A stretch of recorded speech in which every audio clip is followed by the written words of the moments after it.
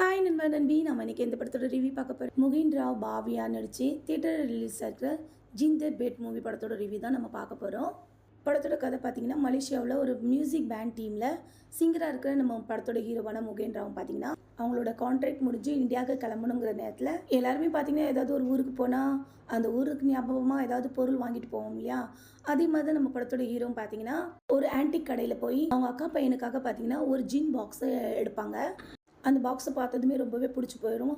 அதே மாதிரி அங்கே ஒர்க் பண்ணுறவங்களும் பார்த்தீங்கன்னா இந்த பாக்ஸ் உங்கள் கூடவே இருந்தால் எப்போவுமே நல்லதே நடக்கும், அதே மாதிரி நீங்கள் இந்த பாக்ஸை ஒரு பெட் மாதிரி நீங்கள் பார்த்துக்கங்க அப்படின்னு சொல்லி கொடுத்ததும் நம்ம ஹீரோன்னு பார்த்தீங்கன்னா அதை வாங்கிட்டு இந்தியாவுக்கு வந்துடுவாங்க. வந்த இடத்துல அந்த பாக்ஸால் நல்லது நடந்துச்சா இல்லைன்னா எந்த மாதிரி பிரச்சனையை நம்ம ஹீரோ சந்திச்சாங்க, ஹீரோட ஃபேமிலி சந்திச்சாங்க, ஜின்னுக்கு பின்னாடி இருக்கிற கதை என்ன, அதெல்லாம் இருந்தாங்க இந்த படத்தோட கதையே. இந்த படத்தில் ஹீரோவை நடித்த நம்ம முகின் ராவாக இருக்கட்டும், படத்தோட ஹீரோயின் பாவியாவாக இருக்கட்டும், ரெண்டு பேரோட நடிப்பும் பார்த்தீங்கன்னா அந்த அளவுக்கு பெருசாக சொல்லிக்கிற மாதிரி எதுவுமே இல்லை. அதே மாதிரி படத்தோட கதையும் பார்த்தீங்கன்னா ஒன்று குழந்தைகளுக்கு பிடிச்ச மாதிரி ஜின்னை வச்சு காமெடியாக கொண்டு போயிருக்கணும், இல்லையா ஹாரராக கொண்டு போயிருக்கணும்.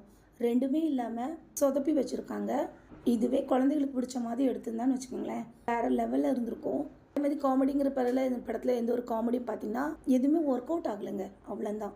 இன்னும் இந்த படத்தில் நடித்த நம்ம வடிவுக்கரசி அவங்களோட நடிப்பாக இருக்கட்டும், இமான் அண்ணாச்சியோட நடிப்பாக இருக்கட்டும், இன்னும் இந்த படத்தில் நடித்த பல கேரக்டர் எல்லாருமே பார்த்தீங்கன்னா அவங்க கொடுத்த கேரக்டர் பண்ணியிருக்காங்க. ஆனால் எதுவுமே பார்த்தீங்கன்னா ஒர்க் அவுட் ஆகலை. அட்லீஸ்ட் கிளைமேக்ஸ் ஆட்டும் நல்லா இருக்குமான்னு பார்த்தா அது கூட பிடிச்ச மாதிரி இல்லைங்க. மற்றபடி கதைன்னு பார்த்தீங்கன்னா கால படத்துலலாம் பார்த்தீங்கன்னா பூதத்தை வச்சு படம் கொண்டு வந்திருப்பாங்க. அந்த பாணியில் இந்த படத்தை ட்ரை பண்ணியிருக்காங்க, ஆனால் ஒர்க் அவுட் ஆகலை, அவ்வளோதான். செகண்ட் ஹாஃப் பார்த்தீங்கன்னா ரொம்பவே போரிங்காக தான் இருந்தது. ஃபுல்லாகவே ஜின்னை வச்சு காமெடியாக கொண்டு வந்திருந்தால் சூப்பராக இருந்திருக்குங்க. மொத்தத்தில் இந்த படம் ஆஹா ஓவன் பாராட்டுற மாதிரி இல்லாட்டாலும் நேரம் போகலன்னா டைம் பாஸ்க்கு இந்த படத்தை தாராளமாக போய் பார்க்கலாம். ஒரு ஆவரேஜான படம் தான்.